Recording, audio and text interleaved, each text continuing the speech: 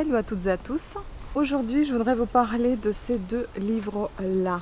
Oui, ce sont deux livres de Donna Leon, c'est pour ça que j'ai décidé de parler dans la même vidéo de cette même autrice, parce que ces deux livres viennent de Édition Policier, collection policier. C'est pas tout à fait pareil, parce que dans, par exemple, de 200 et d'ébène, vous avez une enquête de commissaire Brunetti, et Les Joyaux de Paradis, c'est tout simplement un policier qui n'a rien à voir avec Brunetti, donc c'est complètement différent. Mais comme ça venait du même auteur, j'ai décidé d'en parler dans la même vidéo. J'ai encore demandé de l'aide à mon carnet que j'ai préparé à cette occasion, dans laquelle je note tout ce que je pense. Par exemple, de sang et d'ébène, franchement, pas du tout, mais alors pas du tout emballé. Je suis un peu déçue. Bon, ces livres-là, je les ai achetés il y a très longtemps. Ils sont restés dans ma bibliothèque. À force d'acheter de nouveaux livres, je les ai plutôt les nouveaux, les anciens, je les ai laissés tout le temps. Et voilà, et finalement, je suis pas très fan du tout. En fait, je pense que quand vous achetez ces bouquins-là, c'est que vous êtes dans ce mood-là, donc il faut vraiment les lire à ce moment-là. Quand le temps passe, vous n'êtes plus trop emballé, et du coup, ça donne pas du tout le même effet. Donc chacun de ces livres est composé de 27 parties à peu près. Chaque partie fait une dizaine de pages, des fois c'est un peu plus, des fois c'est un peu moins, mais environ une dizaine de pages, ce qui facilite la lecture puisque vous êtes fixé au nombre de pages par chapitre. Je ne sais pas si vous êtes aussi tatillon que moi concernant les chapitres. Enfin, moi c'est comme ça, si j'ai pas fini le chapitre, je ne ferme pas le livre.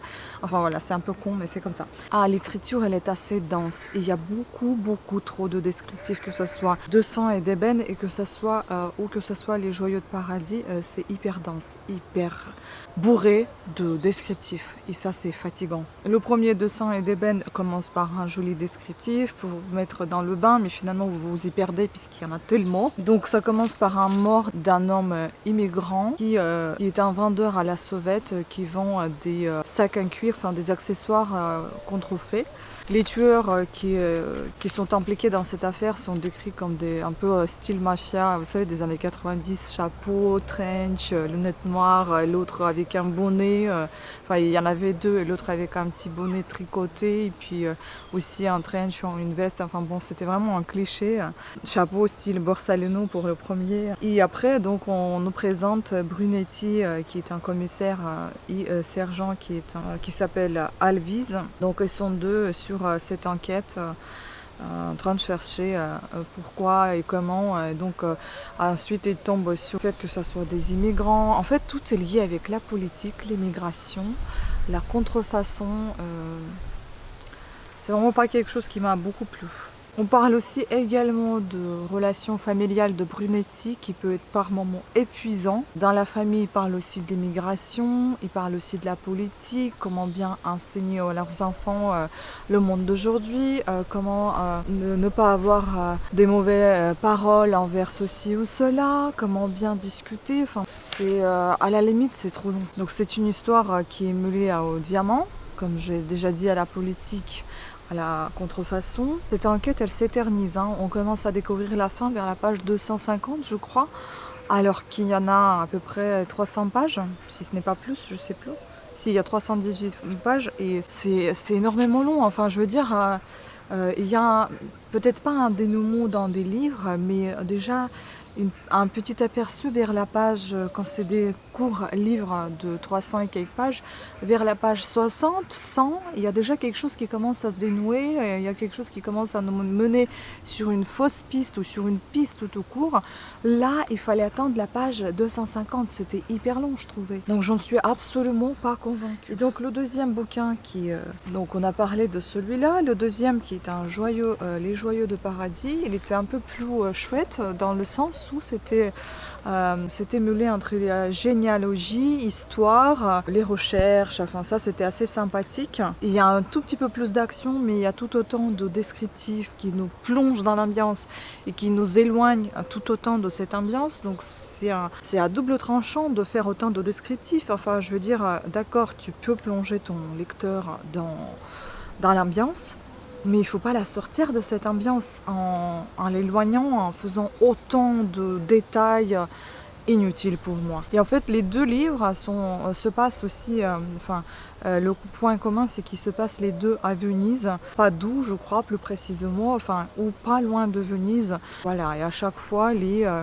Par exemple, l'inspecteur, le commissaire Brunetti, il est d'origine de Venise, il est originaire de Venise.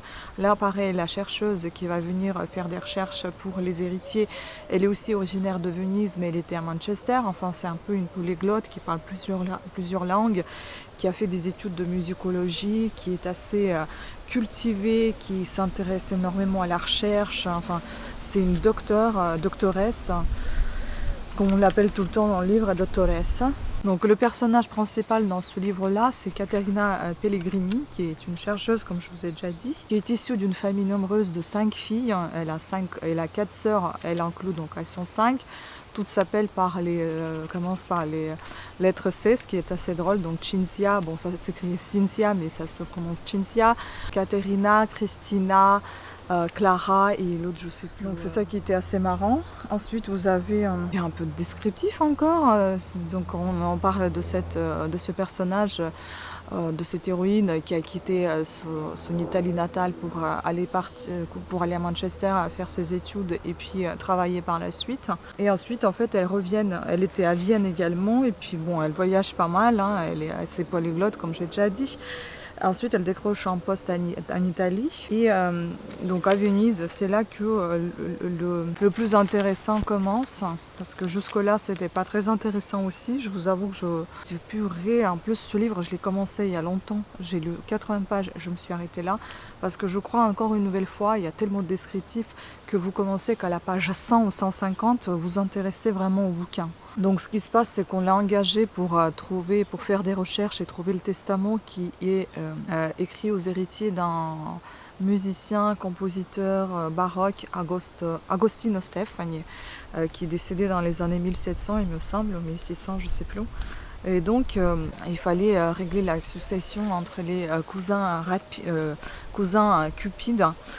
Sachant que bon, dans les délais, je pense, d'héritage, c'était déjà expiré et que ça commençait à appartenir plutôt à l'État qu'à eux. Mais ils voulaient quand même faire des recherches et voir si ils avaient hérité quelque chose de leur cousin, en fait. Je pensais que c'était leur oncle, mais en fait c'est le cousin. Donc petit à petit, en étudiant la vie de ce compositeur, elle découvre d'autres facettes de sa vie, qu'il n'était pas uniquement compositeur, mais qu'il était également prêtre. Donc là, vous avez la musique, l'histoire et la religion qui sont mêlées, ainsi qu'un peu de politique, un peu de complot. Enfin, c'est toujours cette autrice, j'ai l'impression que c'est toujours mêlé à la politique et autres sujets qui vont à côté. Dans le premier livre, c'était politique et contrefaçon. Dans celui-ci, c'est politique, complot, la musique, la religion. Enfin, et politique et la religion, c'est vrai que ça va souvent de pair. Mais enfin, donc dans ce livre, on suit Caterina donc, sur ses pas professionnels et personnels, puisqu'on parle beaucoup de sa vie personnelle, de ses sœurs, on parle beaucoup de sa vie professionnelle, de sa vie d'étudiant aussi, d'étudiante. Les relations avec ses sœurs sont beaucoup évoquées dans ce livre. Par exemple, il y en a une avec qui elle est plus proche qu'avec d'autres. C'est à elle qui est fait appel et qui est aussi... c'est une religieuse, donc elle est dans une église en Allemagne, et donc elle fait souvent appel à elle pour l'aider à faire des recherches. Il y a pas mal de choses qui sont, bon, je vais peut-être pas vous les raconter, mais c'était assez intéressant de le savoir en cours de route. Donc du coup, ces recherches, elles se transforment complètement en une enquête policière, puisqu'elle doit fouiller dans les malles qui ont été trouvés pour... trouver les documents, les papiers, le testament. Donc ici c'est pareil, c'est aussi la politique plus l'amour qui est lié avec tout ça, histoire, généalogie.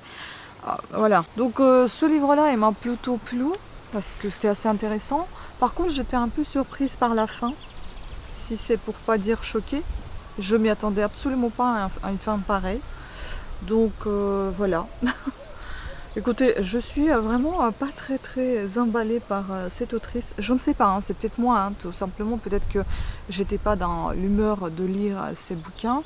Mais je vous avoue que voilà, comme je vous ai déjà évoqué plus haut, c'est qu'il faut absolument commencer à lire dès que vous en avez envie. Ne pas laisser vos livres sur l'étagère et attendre que ça mûrisse. Sinon, ça ne mûrira pas. Au contraire, ça va sentir un peu la pourriture et donc vous n'aurez pas du tout envie de les lire. Après, c'est sûr qu'il y a peut-être des livres que vous pouvez laisser parce que vous n'êtes pas encore dans ce mood de vouloir les lire. Mais j'estime que si vous les achetez là maintenant, c'est que vous avez envie de bouquiner maintenant tout de suite. Après, plus le temps passe, plus vous n'avez vous avez moins envie de lire ce que vous avez acheté. Donc voilà, un peu déçue de cette lecture, j'aurais dû les lire il y a 5-6 ans quand je les ai achetés. Mais voilà, donc ça m'apprendra pour la prochaine fois. J'espère que j'ai pas trop plissé les yeux durant toute cette vidéo parce qu'il y a pas mal de vent et il y a beaucoup de lumière, et donc c'est un peu compliqué de fixer tout le temps la caméra et voir est-ce que je suis bien et pas floutée. Voilà, écoutez, sur ce, je vous remercie beaucoup de votre attention. J'espère que cette vidéo vous aura plu quand même, que ça vous a donné envie de lire ou pas lire, que vous avez eu un avis quelconque de quelqu'un, de moi. Voilà, donc ce point lecture est terminé. Je vous remercie beaucoup de votre attention, un avion, et je vous dis à très bientôt. Ciao.